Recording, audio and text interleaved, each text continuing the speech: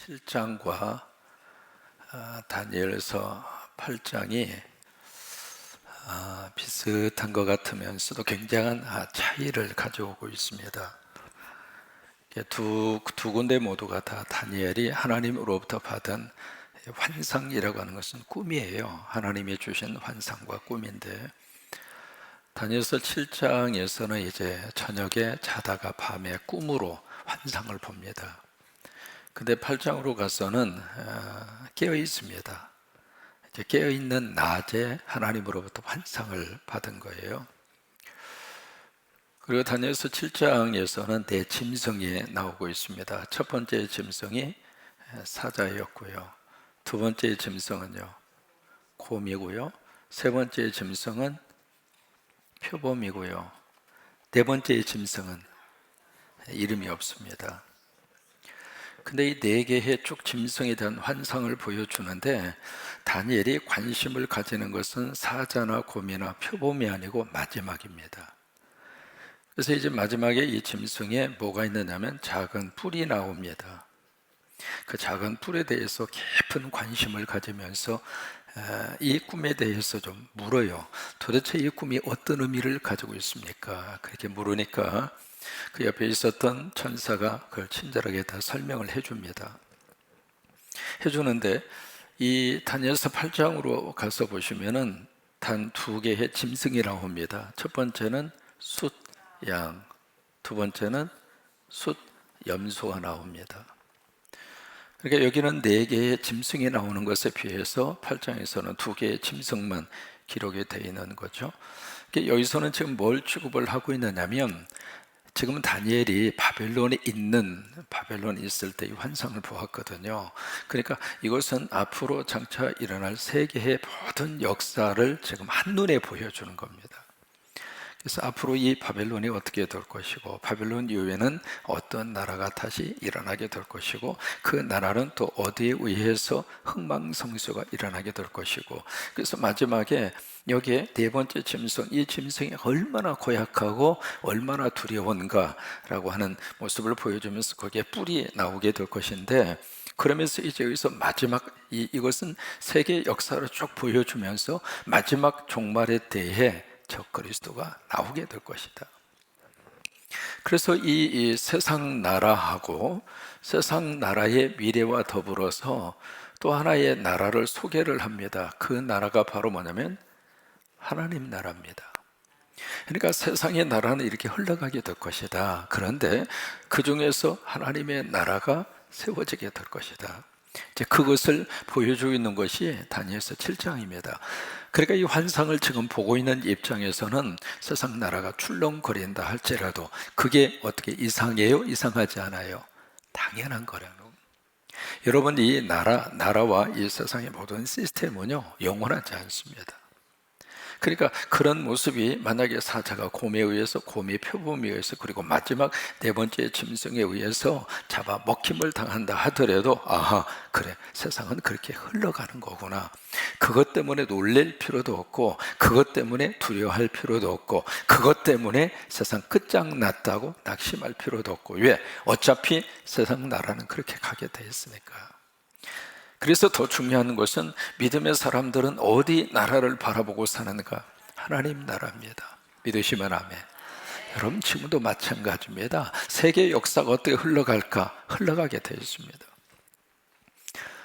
그러니까 이런 환상을 이제 보여주면서 다니엘을 통해서 이스라엘 백성들에게 결국 우리가 붙잡고 우리가 믿고 의지하고 살아갈 나라는 하나님 나라다. 그걸 이제 보여주는 거예요. 그 다음에 다니엘서 8장으로 가면 이제 두 짐승으로 이렇게 압축이 됩니다. 이 두 짐승은 무엇과 관계가 있느냐면 이스라엘 나라와 직접적인 관계가 있습니다. 그러니까 다니엘서 8장에서는 여기서는 이제 로마 정부가 암시적으로 등장하고 있습니다만은 여기서는 로마 정부가 아직 출연을 안 합니다. 그러면서 여기에 대해서 구체적으로 가브리엘 천사를 통해서 하나님이 그 환상을 해석을 해 주어라. 그래서 15절 이하에 보면 쭉 해석을 해 줍니다. 여러분, 성경은요, 자세히 읽으면은 성경 속에 성경의 답이 있습니다. 이게 성경을 벗어나서 성경을 해석하려고 그러니까 힘든 거예요. 그러니까 성경 속에 자세히 들여다보면 이사야서에 있는 말씀대로 짝이 있거든요. 그래서 이 말씀은 구약에 있는 말씀은 신약에서 짝을 찾고, 신약에 있는 말씀은 구약에서 짝을 찾고, 여기에 잠을 통했으면 열쇠를 주셨다 그거예요.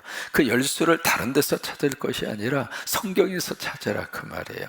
특히 다니엘 8장 같은 경우에 있어서는 다르게 해석할 이유가 없습니다. 가브리엘을 통해서 이미 해석을 다 해주었어요. 그래서 여기에 순양이 나오죠. 뿔이 두 개가 나오는데 첫 번째 뿔이 나오고 두 번째 뿔. 근데 두 뿔을 보니까 두 번째 뿔의 길이가 더 길어요. 그래서 이제 해석을 해주잖아요. 메대와 바사다. 그렇게 해석을 해줍니다. 그래서 처음에는 메대 나라가 바로 이제 세력을 좀 키우다가 나중에 자라난 뿔, 그게 바사입니다. 페르시아라고 하는 그 나라, 그 뿔이 첫 번째 뿔보다 더 길어지게 될 것이다. 그래서 결국 바사, 페르시아가 메대와 바사를 흡수를 하잖아요. 흡수를 해서 그 세력을 가지고 바벨론을 침략해서 먹습니다. 이제 그 내용을 바로 순양으로 그렇게 표시를 한 거예요. 그 다음에 두 번째로 서쪽에서 한 숫염소가 푹 하고 나타나게 되잖아요. 그것은 바로 헬라의 왕이다. 그렇게 해석을 해주잖아요. 헬라의 왕이고, 그리고 이제 헬라의 왕인데 이 숫염소의 그 눈 사이에 가운데 뿔이 하나 푹 솟아나는 거예요. 여러분, 성경에서 뿔이라고 하는 것은 권위를 말합니다. 어떤 권, 왕, 그것을 말할 때 뿔로 표현을 하는 거거든요. 그래서 이제 숫염소의 눈과 눈 사이에 뿔이 팍 자라나게 될 터인데, 그것이 바로 헬라 제국의 첫 번째 왕이다. 가브리엘이 해석을 해주잖아요. 그 첫 번째 왕이 누구냐면 그 유명한 알렉산더예요. 근데 그 알렉산더가 마치 땅에다가 발을 딛지 않고 하늘로 날아가는 것처럼 엄청난 속도로 이쪽 지중해 연안 전체, 지중해뿐만이 아닙니다. 저쪽 유럽까지, 그리고 동양권으로는 인도까지, 거기까지 이 알렉산더 대왕이 확 하고 전체 제국을 다 자기가 다 휩습니다. 이 알렉산더는 참 특이한 인물이에요. 그의 스승이 누구냐면 아리스토텔레스입니다. 그 유명한 철학자 아리스토텔레스. 그 아리스토텔레스를 통해서 이 알렉산더가 뭘 가슴에 팍 하고 새기느냐면 이 헬라 문명을 전 세계로 퍼뜨리자. 참 독특한 그런 사명을 가지고 그 정복을 할 때에도 가서 막 정복하고 자기의 것을 탈취하고 빼앗은 것이 아니라 가는 장소마다 헬라 문화를 갖다 심었어요. 거기서 지금까지 잠재적으로 나온 것이 바로 스테디움입니다. 원형 경기장. 그게 헬라 문화예요. 그래서 어느 곳을 가든지 원형 경기장을 세우고, 그 어느 곳을 가든지 이 헬라의 문화를 그쪽에다가 심었고, 그런 어떤 사명을 가지고 알렉산더가 나이 20살에 13년 동안 33살까지 그렇게 정복을 꽉 하는 거예요. 하는데 이 큰 뿔이 갑자기 꺾인다고 그러잖아요. 꺾이고 나서 거기에서 뿔이 몇 개로 쫙 갈라지느냐면 4개로 갈라집니다. 그래서 알렉산더 대왕이 33살 때 갑자기 세상을 떠나요. 세상을 떠난 다음에 그 휘하에 있었던 4명의 장군들 사이에서 엄청난 권력의 암투가 벌어집니다. 그래서 그 치열한 싸움이 몇 년 진행이 되느냐면 22년 진행을 합니다. 그런데 진행을 하는데 아무튼 이 그리스, 헬라가 그리스거든요. 이 그리스하고 이 순양과의 싸움에 엄청난 싸움이 계속해서 일어났습니다. 그러니까 순양으로 표시된 메대와 바사가 몇 년 동안 있었느냐면 200년이 있었습니다. 여러분, 세상에 이렇게 강한 나라라 하더라도 얼마 못 가요.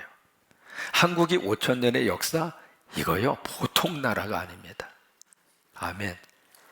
정말로 특별한 하나님의 보호하심이고 하나님이 지켜주셔서 이게 5,000년 역사, 쉬운 역사가 아닙니다. 이게 200년 만의 역사 속에서 사라진 거예요. 메대와 바사, 페르시아 제국이. 그래서 페르시아 제국과 이 그리스하고요 그렇게 많은 싸움이 일어납니다. 어제 말씀드린 것처럼 그 유명한 마라톤 전쟁, 그게 페르시아하고 그리스 사이에서 있었던 전쟁에서 나온 것이 마라톤이에요. 마라톤. 그렇게 해서 이제 알렉산더가 이 페르시아를 먹었고, 알렉산더가 갑자기 죽으니까 휘하에 4명의 장군들이 각 분할별로 쫙 하고 이제 자기의 세력을 넓혀서 땅을 그렇게 차지하게 되는데, 이스라엘과 관계된 사람이 두 사람이에요.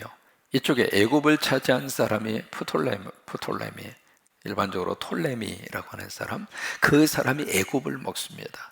그리고 이스라엘의 위쪽에 시리아잖아요. 시리아 지역을 먹은 사람이 셀루코스입니다. 이 두 사람의 이름은 심심찮게 등장하는 사람이거든요.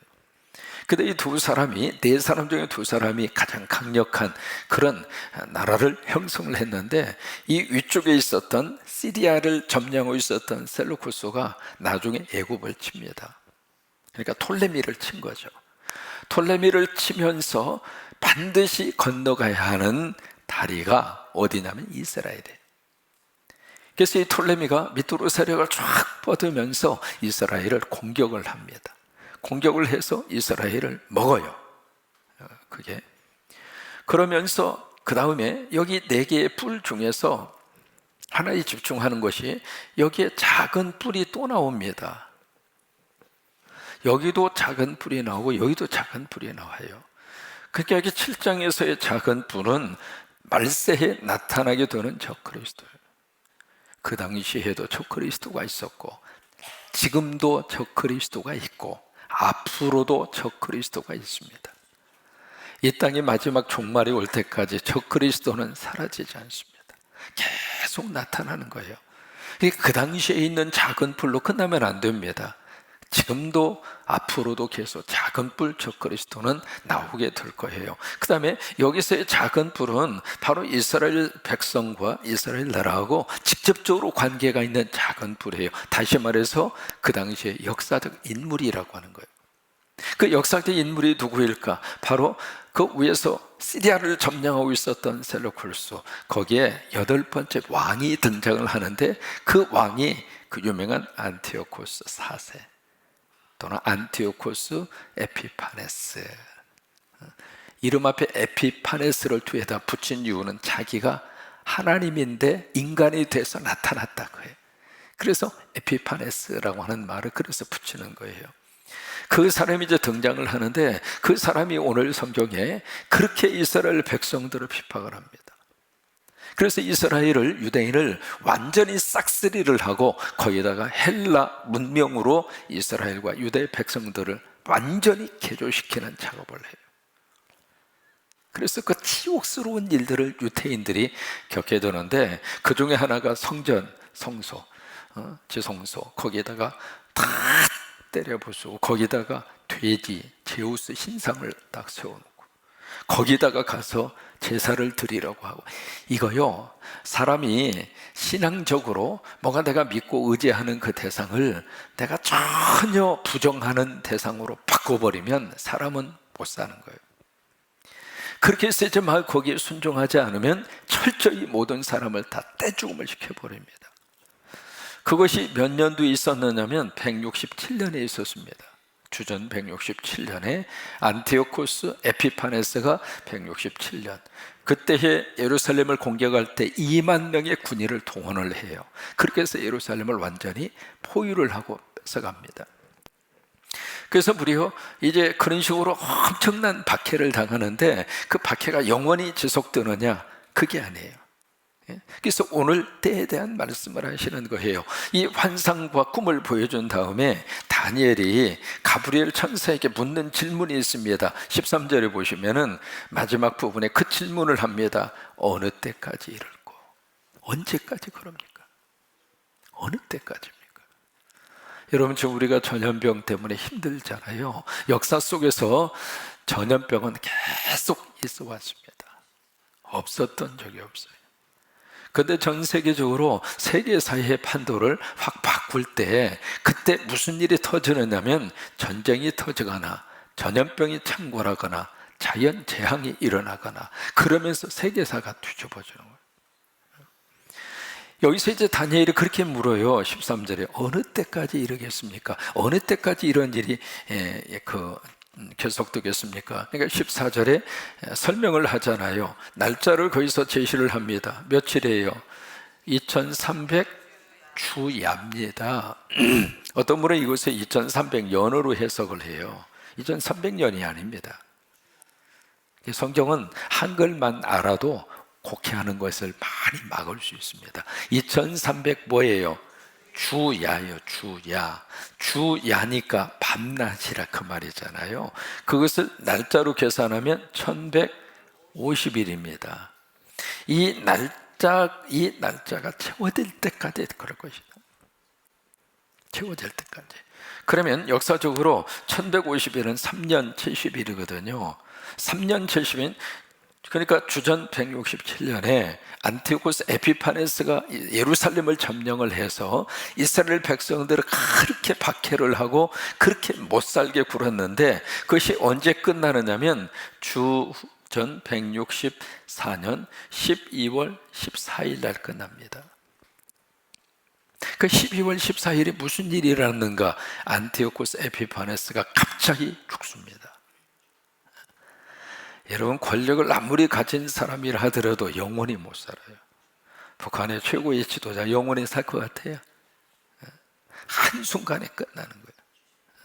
그러니까 이 안티오코스 에피파네스도 마찬가지예요. 12월 14일 날 갑자기 죽어요. 죽은 다음에 이 이스라엘 사람들이 성전을 다시 회복을 해요.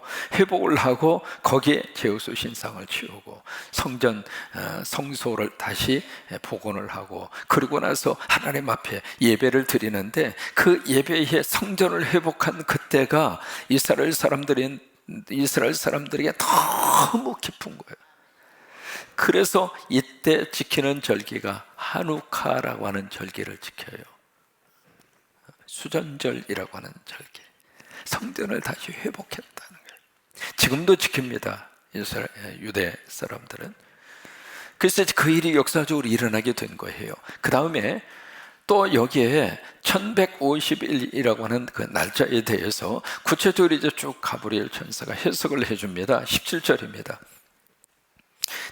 때에 대한 말씀을 3번에 걸쳐서 반복해서 이야기를 해줘요. 17절 같이 한번 읽습니다. 그가 내가 선 곳으로 나왔는데 그가 나올 때에 내가 두려워서 얼굴을 땅에 대고 엎드리매 그가 내게 이르되 인자야 깨달아 알라. 이 환상은 정한 때 끝에 관한 것이다.